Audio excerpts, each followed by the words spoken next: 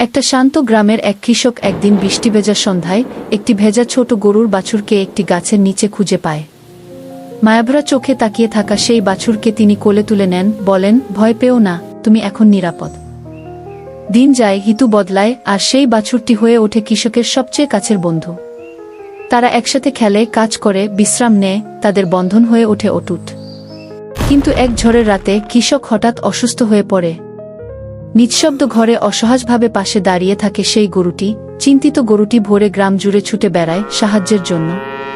এক কিশোর তার ডাকে সাড়া দেয় এবং ডাক্তার নিয়ে আসে। ডাক্তার এসে কৃষককে চিকিৎসা করে, আর ধীরে ধীরে তিনি সুস্থ হয়ে ওঠেন। কিছুদিন পর সূর্যাস্তের আলোয় কৃষক ও তার প্রিয় গরুটি সেই পুরনো গাছের নিচে একসাথে বসে থাকে, নিঃশব্দে জানিয়ে দেয়, এই বন্ধুত্ব চিরন্তন।